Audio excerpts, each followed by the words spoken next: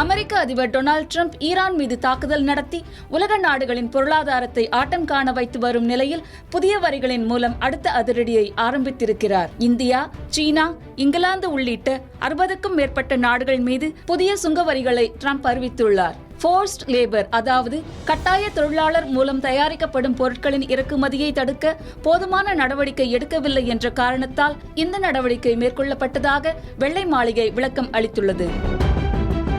புதிய அறிவிப்பின்படி கட்டாய தொழிலாளர் மூலம் தயாரிக்கப்படும் பொருட்களுக்கு எதிரான சட்டம் இல்லாத சீனா, இங்கிலாந்து, ஜப்பான் உள்ளிட்ட நாடுகளுக்கு 12.5% சுங்கவரி விதிக்கப்படும். அதே நேரத்தில் இந்தியா, இலங்கை மற்றும் ஐரோப்பிய ஒன்றியம் போன்ற நாடுகள் இதுபோன்ற தடைகளை சட்ட ரீதியாக அமல்படுத்தியுள்ளதால் 10% சுங்கவரி விதிக்கப்படும் என்று தெரிவிக்கப்பட்டுள்ளது. இதனால் இந்தியா மீதான மொத்த சுங்கவரி 10%ஆகவே தொடரும்.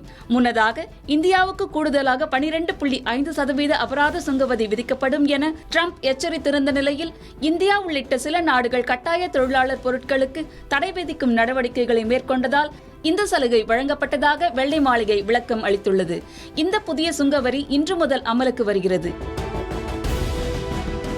இருப்பினும் அமெரிக்கா, மெக்சிகோ, கனடா வர்த்தக ஒப்பந்தத்தின் கீழ் வரும் பொருட்கள் மற்றும் எண்ணெய், இயற்கை எரிவாயு உள்ளிட்ட சில பொருட்களுக்கு இந்த வரி பொருந்தாது.